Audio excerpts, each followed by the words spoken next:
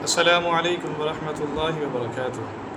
اللہ سبحانہ و تعالی ہم سب کو ہمیشہ اپنی رحمتوں کے سائے میں رکھے، تمام دیکھنے اور سننے والے احباب آپ کی مشکلات آسان فرمائے اور آپ کو بے شمار خوشیاں عطا فرمائے، آمین۔ مولانا صاحب الحمدللہ تشریف لائے۔ مولانا صاحب سے ہم جانتے ہیں، مولانا واقعہ کربلا کیسے پیش آیا، اس کا ہمیں تھوڑا سا پس منظر بتائیں تفصیل کے ساتھ۔ انشاءاللہ اس موضوع کو پورا کریں گے، چاہے 10 قسطیں بنیں انشاءاللہ۔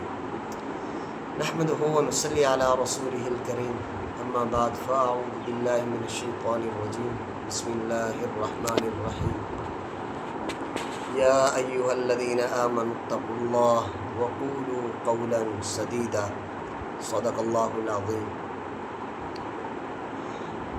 حضرت قاری صاحب، واقعہ کربلا چونکہ آپ نے یہ فرمایا کہ تفصیل کے ساتھ، ہم اس کا ذرا پس منظر بیان کرتے ہیں تاکہ بات کو ہم ذرا ترتیب کے ساتھ جو ہے نا اپنے سننے والوں تک پہنچا سکیں۔ ہوا اس طرح کہ جناب نبی کریم صلی اللہ علیہ وسلم چونکہ حضرت اسماعیل علیہ السلام کی اولاد سے ہیں، اور حضرت اسماعیل علیہ السلام حضرت ابراہیم علیہ السلام کے بیٹے ہیں۔ حضرت ابراہیم علیہ السلام چونکہ اللہ کے وہ برگزیدہ پیغمبر ہیں کہ جن کو اللہ نے ایک امام کا درجہ دیا ہے، کچھ آزمائشوں کے بعد اللہ نے پھر فرمایا کہ انی جاعلک للناس اماما، کہ ابراہیم علیہ السلام ہم آپ کو لوگوں کا امام بنائیں گے۔ امام کیسے پھر اللہ نے بنایا کہ ابراہیم علیہ السلام کو اللہ نے 2 بیٹے عطا فرمائے، ایک کا نام حضرت اسحاق علیہ السلام اور دوسرے کا نام حضرت اسماعیل علیہ السلام۔ حضرت اسحاق علیہ السلام خود نبی، ابراہیم علیہ السلام خود نبی، پھر ان کے بیٹے اسحاق علیہ السلام نبی، پھر ان کے بیٹے یعقوب علیہ السلام نبی، پھر ان کے بیٹے یوسف علیہ السلام نبی۔ تو اسحاق علیہ السلام کی اولاد سے جو نبوت کا اللہ نے سلسلہ جاری فرمایا، علماء نے فرمایا کہ سینکڑوں کی تعداد میں اللہ نے اسحاق علیہ السلام کی اولاد سے نبی بھیجے، تو یہ نبوت کا ایک سلسلہ چلا۔ تو جو بنی اسرائیل کہلائے، یہود کہلائے، وہ اسحاق علیہ السلام کی اولاد سے ہے، یعقوب علیہ السلام کی اولاد سے۔ اور حضور اکرم صلی اللہ علیہ وسلم جو ہیں یہ سیدنا اسماعیل علیہ السلام کی اولاد سے آئے۔ تو جب حضور اکرم صلی اللہ علیہ وسلم کی بعثت ہوئی، تو حضور اکرم صلی اللہ علیہ وسلم کی بعثت چونکہ مکہ مکرمہ میں ہوئی، تو مکہ مکرمہ میں حضور اکرم صلی اللہ علیہ وسلم نے جب نبوت کا اعلان فرمایا، تو مشرکین مکہ جو تھے وہ حضور اکرم صلی اللہ علیہ وسلم کے دشمن ہو گئے۔ ان کی دشمنی کی وجہ یہ تھی کہ مشرکین مکہ بت پرست تھے، وہ 360 بت انہوں نے بیت اللہ میں رکھے ہوئے تھے، اور بتوں میں سے کوئی بارش کا بت ہے، تو کوئی بیماری کا بت ہے، کوئی صحت کا بت ہے، کوئی رزق کا بت ہے، کوئی اولاد کا بت ہے، یہ مختلف جتنی ان کی حاجتیں اور منتیں ہوتی تھی، ضروریات ہوتی تھی، تو اس کے لیے انہوں نے الگ الگ بت بنایا ہوا تھا، اس کے سامنے جھکتے تھے، گڑ گڑاتے تھے، اور اپنی جو ہے نا تمنائیں، ان کے عقیدت پوری ہوتی۔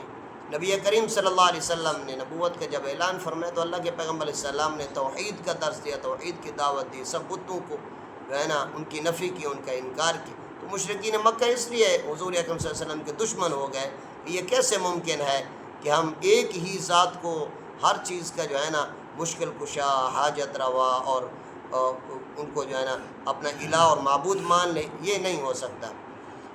پھر حضور اکرم صلی اللہ علیہ وسلم جب مدینہ منورہ میں تشریف لائے، تو اللہ کے پیغمبر علیہ السلام نے یہاں دیکھا کہ مدینہ منورہ میں یہودی آباد ہیں۔ یہودی جو تھے وہ چونکہ یعقوب علیہ السلام کی اولاد میں سے تھے، موسیٰ علیہ السلام کو اپنا نبی مانتے تھے، اور حضور اکرم صلی اللہ علیہ وسلم کی نبوت کا انہوں نے انکار کیا، اور اس وجہ سے انکار کیا کہ ان کے ظام کے مطابق نبوت کا سلسلہ ہمیشہ جو ہے نا وہ اس یعقوب علیہ السلام کی اولاد سے، یعنی اسحاق علیہ السلام کی اولاد سے چلے گا۔ تو اس لیے وہ دشمن ہو گئے کہ آپ صلی اللہ علیہ وسلم تو اسماعیل علیہ السلام کی اولاد سے ہیں، اور نبوت ایک بہت بڑا اللہ کا ایک جو ہے نا انعام ہے، ایک عزت اور جو ہے نا بلندی اور بڑے پن کا ایک صاف ظاہر ایک نشانی ہے، ایک عظمت کا نشان ہے۔ تو یہود اس لیے پھر حضور اکرم صلی اللہ علیہ وسلم کے دشمن ہو گئے کہ نبوت کا سلسلہ تو ہماری نسل سے چلنا تھا، اسماعیل علیہ السلام کی نسل میں کیسے چلا گیا؟ حالانکہ اللہ کا یہ فیصلہ ہے، اللہ اعلم حیث یجعل رسالتہ، اللہ کو خوب معلوم ہے کہ اللہ نے کس کو نبی بنانا ہے۔ تو پھر حضور اکرم صلی اللہ علیہ وسلم جب مدینہ منورہ تشریف لائے تو یہاں یہودیوں کے 3 قبیلے آباد تھے، ایک بنو قریظہ، دوسرا بنو نذیر اور تیسرا بنو قینقاع۔ آپ صلی اللہ علیہ وسلم نے مدینہ منورہ پہنچنے کے بعد ان سے باقاعدہ معاہدہ کیا، صلح کی۔ آپ صلی اللہ علیہ وسلم نے معاہدہ کیا کہ بھائی نہ ہم تم سے لڑیں گے، نہ تم ہم سے لڑنا، نہ ہم آپ کے خلاف کسی کا ساتھ دیں گے اور نہ تم ہمارے ساتھ کسی کا ساتھ دینا۔ لیکن یہود ان کی فطرت میں اللہ نے یہ ایک رکھا تھا کہ ان کی فطرت کے اندر بد عہدی، بد شکنی، صلح کو توڑنا، معاہدوں کو توڑنا، یہ ان کی فطرت میں داخل تھا۔ تو پھر انہوں نے ہمیشہ جو ہے نا حضور اکرم صلی اللہ علیہ وسلم سے کیے گئے معاہدات کی خلاف ورزی کی اور انہوں نے اس کو توڑا، حتیٰ کہ نبی کریم صلی اللہ علیہ وسلم کی جان کے دشمن ہو گئے اور آپ صلی اللہ علیہ وسلم کے قتل کے منصوبے بھی انہوں نے بنائے۔ حضور اکرم صلی اللہ علیہ وسلم کو جو ہے نا زہر بھی انہوں نے دیا۔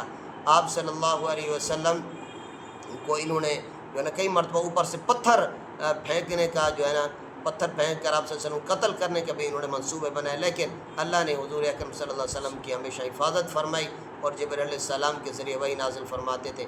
آپ صلی اللہ علیہ انہوں نے پھر ایک مسجد بھی تعمیر کری جس کا نام جو ہے نا قرآن میں اللہ نے فرمایا کہ یہ مسجد زرار ہے، جس میں یہ بیٹھ کر آپ صلی اللہ علیہ وسلم کے خلاف منصوبے بناتے تھے۔ ان کی ان بد عہدیوں، بد شکنیوں کی وجہ سے آپ صلی اللہ علیہ وسلم نے یہ فرما دیا ہے کہ اخرج الیہود من جزیرۃ العرب، کہ یہود کو جزیرہ عرب سے بھی باہر نکال دو۔ ان کو خیبر تک دھکیل دیا گیا۔ پھر سیدنا عمر فاروق رضی اللہ عنہ کا زمانہ آیا تو آپ رضی اللہ عنہ نے ان کو خیبر سے بھی باہر نکال دیا۔ اب چونکہ یہود پہلے بھی دشمن تھے، ان واقعات کے بعد یہ مزید دشمنی میں اتر آئے۔ پھر حضور اکرم صلی اللہ علیہ وسلم کی حیات طیبہ میں تو یہ آپ صلی اللہ علیہ وسلم کے خلاف جنگ اور محاذوں میں آپ صلی اللہ علیہ وسلم کے خلاف رہے۔ آپ صلی اللہ علیہ وسلم کے وصال کے بعد پھر سیدنا بکر رضی اللہ عنہ کا زمانہ آیا تو ان کی سازشیں مزید بڑھتی چلی گئیں۔ انشاءاللہ اللہ تعالی نے چاہا تو سیدنا بکر صدیق رضی اللہ عنہ کے زمانہ سے آگے انہوں نے اسلام کے خلاف اور مسلمانوں کے خلاف کیا پروپیگنڈے کیے اور کیسے پھر یہ آگے واقعات چلے، انشاءاللہ ان کو تفصیل کے ساتھ بیان کریں گے۔ اللہ تعالی ہم سب کو یہودیوں کی سازشوں سے محفوظ فرمائے اور ان کے جو ہے نا بد شکنیوں سے، بد عہدیوں سے اور ان کی سرکشیوں سے پوری امت کی اللہ حفاظت فرمائے۔ اسلام اور مسلمانوں کا خیر خواہ اللہ تعالی ہم سب کو بنائے۔ قرآن میں پہلے فرمایا کہ لا تتخذوا الیہود والنصارى اولیاء، ایمان والو یہودوں کو اور نصارہ کو اپنا دوست مت بناؤ۔ اور دوسری جگہ اللہ نے فرمایا 6 پارے میں سورہ مائدہ میں لَتَجْدَنَّ أَشَدَّ النَّاسِ عَدَاوَةً لِلَّذِينَ آمَنُوا الْيَهُودَ وَالَّذِينَ أَشْرَكُوا، فرمایا کہ مسلمانوں کے اور ایمان والوں کے سب سے بڑے دشمن جو ہیں وہ یہودی ہیں، پھر اس کے بعد دوسرے پر مشرکین ہیں۔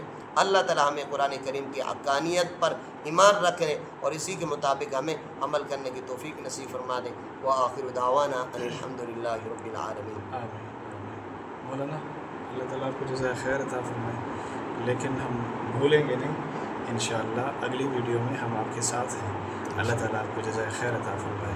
انشاءاللہ ملتے ہیں اگلی ویڈیو میں۔ مولانا صاحب سے جو موضوع شروع کروایا ہے انشاءاللہ مکمل سنیں گے اللہ کے فضل و کرم سے۔ جزاکم اللہ خیرا کثیرا۔